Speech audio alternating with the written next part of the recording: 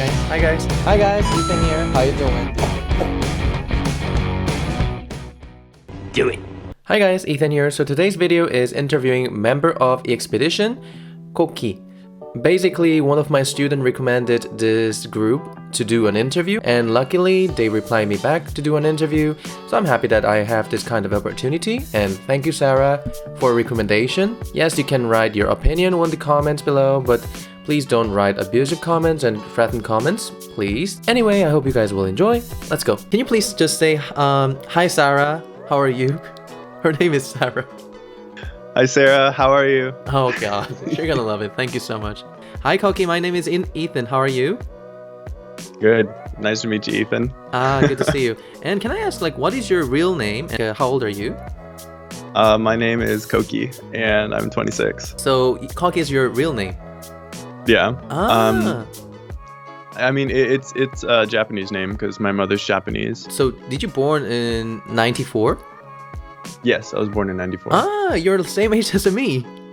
동갑. 네, 동갑이네요. Since when did you have interest about Korea? I mean, to be honest, I was first introduced to K-pop or Korean K-pop in general. I think I was in like 8th grade, and some kids were passing around a music video of Big Bang's Haru Haru. And like that was the first time I was introduced to it. And I mean, it was fascinating and weird and different because nothing like that existed in the States at the time. So that was my first introduction to it. But it wasn't really until we joined EXP EDITION that this interest sort of got renewed and there was more drive to pursue this. When was the first time that you visited Korea? First, honestly, it's when we moved there. So when was it? None of us had ever been to Korea before until it was the August of 2016, I believe. How did you guys get that name, EXP EDITION? So when we started in New York, we were an experiment, and we thought it was fitting that we would call ourselves EXP, just experiment for short. Unfortunately, that's one letter away from a very popular group. Yeah. EXO. But so we were EXP for experiment until we moved to Korea, and then that's when we added on edition to sort of finalize the chapter of the experiment and then show that we were starting a new edition of our group and fully pursuing it as like a proper music group. How did you get this opportunity? It was actually through a casting website called backstage.com. And I mean, all of us were working individually as actors, models, singers, you name it, whatever. And this was just one of many casting websites that are out there. I guess all of us saw the audition and were intrigued, and it just seemed really cool what they were doing. And so I immediately gravitated towards it because, I mean, K-pop's one of those things that mixes singing, dancing, acting, fashion, everything. So for any performer, it's kind of like, it's like a dream. You know, why don't you guys sing a song in English? Why Korean? I mean, we definitely have sung songs in English, and we have English versions of our music. But from the very beginning, our like ideal end goal was to move to Korea and perform in Korea and work in Korea. And for us to do that, being able to sing in Korean was something that was, of course, extremely important to us. And being able to sing in Korean well. So, of course, yeah, I understand when people are like, why didn't you just like be a normal pop group in America? Yeah. Which is possible. Like, yeah, that's viable, but from the very beginning, that was our goal, was to work in Korea and be on those TV shows and be able to perform on those same stages. And so we wanted to follow that through, and we did. We were able to accomplish a lot of our goals. And you think like you guys are fluent in Korean, or you need to improve a bit more? Like, how do you think about your Korean skills?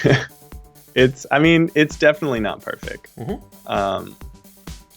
아직 마음으로 얘기 못 하는데 괜찮은 것 같아요. 괜찮아요. 되게 잘하시는데요. It's all right. So you speak Japanese fluently, right? Actually, my Korean's better than my Japanese. Oh. I'm currently studying Japanese. But here's the thing. I grew up speaking a little bit of Japanese, but I had never like lived there. It was never a huge part of like what I was doing. And especially when we were in Korea, like we had to use Korean every single day. So what is the definition of K-pop for you? I think it's a hard question because I feel like it's always changing, especially in the past 10 years, you know. K-pop has evolved through 3, almost 4 generations now of different waves, and every single wave has been different. But I think the most striking parts of K-pop are the visuals. You know, it's a very visually centered genre. All the TV shows play to cameras. You know, like there is a live audience there, but the entire performance is centered around which camera are you looking at, where's the angle of the camera, and how you performed that. The music videos as well. And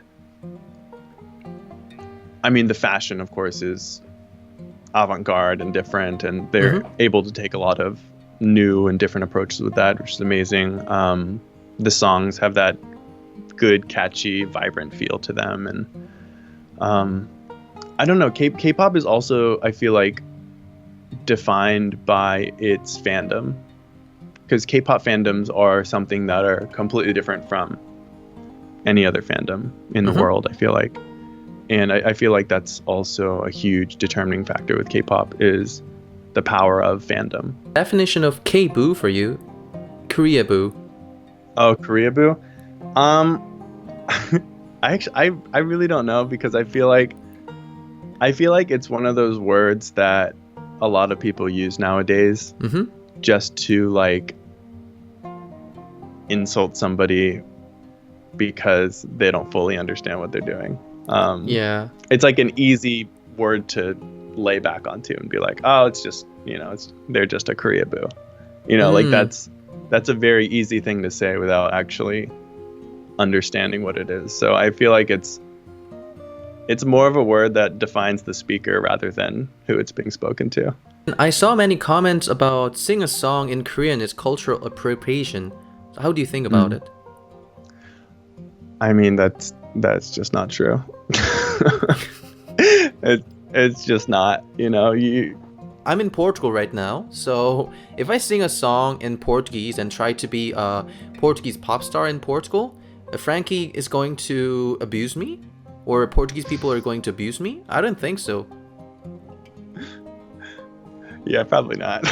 Yeah, how do you think about foreigners trying to be a K-pop idol? I mean, I think it's something that's inevitable. There used to be, I mean, of course, there still is backlash to non-Korean but Asian idols in K-pop. Like Lisa from Blackpink gets a lot of backlash. Vernon from 17, he's half. He also gets backlash. And like, of course, like Soren from ZLC, and like there's so many other idols who still get backlash despite being Asian. But because K-pop is such a global phenomenon, and like it's such an attractive thing for a lot of people to view, of course you're going to have people from all over the world wanting to join. And how did you guys handle the abusive comments and, you know, haters in the beginning? When did you guys start? It was definitely difficult for us at the very beginning. Confusing. I remember the first time that we had any sort of backlash.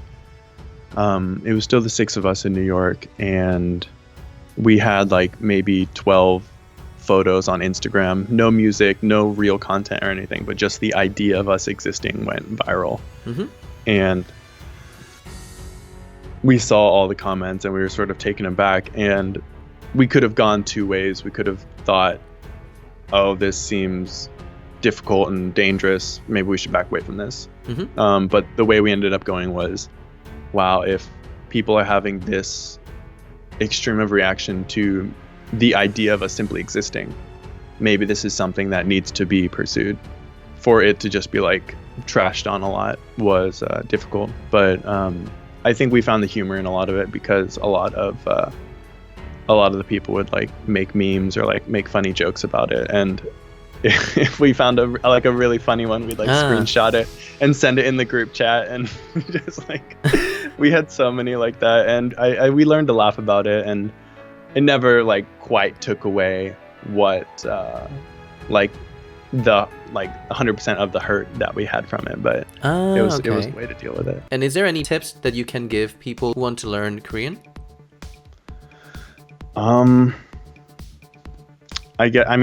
First and foremost, learn the alphabet, learn Hangul, just try to read as much as you can just to get that fluency. But then also watching TV shows is so important. Even variety shows, just so you kind of understand how, or like the intonation, because I feel like intonation is also very important in Korean. And you just have to practice out loud a lot.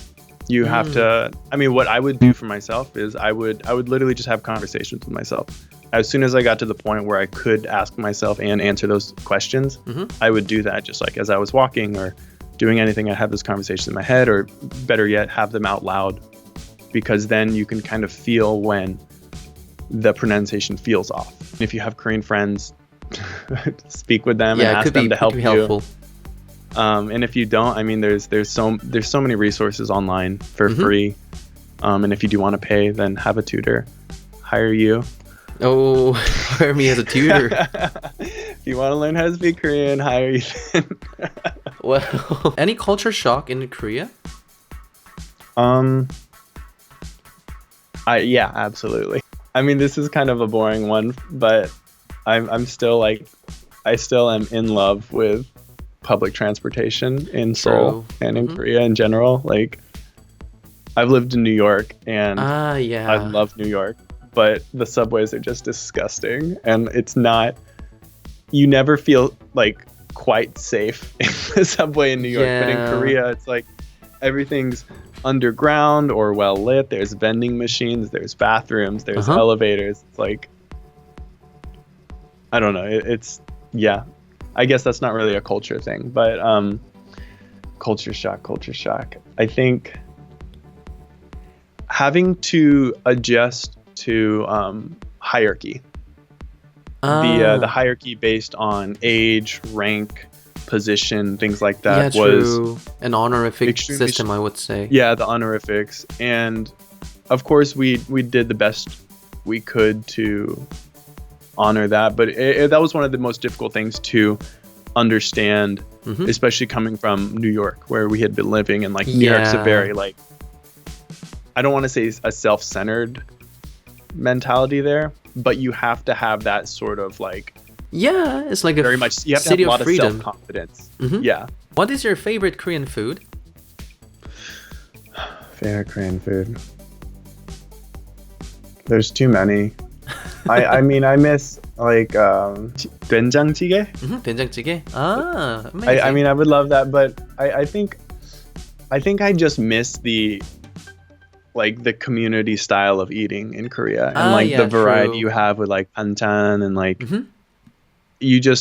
it feels like a more full meal, whereas like in the States you order one plate for yourself. Yeah, true. And any future plan? What are you guys up to nowadays?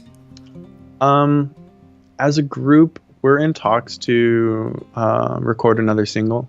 But in addition to that, something we've been working on from the very beginning is a documentary. And we have filmed almost everything since like our creation. So right now, I think Bora is going through just like thousands and thousands of hours of footage, trying to pick things that she wants and likes. But for me personally, I'm in LA right now, and I'm working on a solo album, and I'm trying to get into acting. And the last question is, any memories that make you feel proud? Yeah, definitely. I remember, there's a lot. Okay, great. The first time we ever went on a Korean TV show was Nomokpo. And I remember during that show, everyone was just like so stressed out, and like I think all of us had drank too many energy drinks or like had too much coffee because we were all just like stressed out. And that was like right after we got to Korea, so our Korean skills were still like very, very bad. It was still just like memorizing stuff. And we had to do Nomokbo in front of Super Junior, and it was terrifying, you know, like at that point everyone, when you're just like standing there waiting and all the judges are like talking and making comments and stuff, and like everyone's talking back and forth, and we had no idea what they were saying. And it felt like we were on the Truman Show.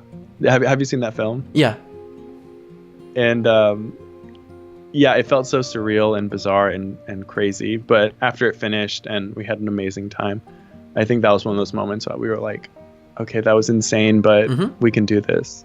I just want to say that your Korean pronunciation improved really well. Improvement make me really impressive. Really awesome. Thank you. 감사합니다. Thank you so much. 감사합니다. 네, 감사합니다. 그러니까 저는 이렇게 한국어 는 거에 대해서 되게 대단하다고 생각해요. I hope you guys enjoyed it. If you enjoyed it, please subscribe to my channel and like my video. And comments below about your opinion.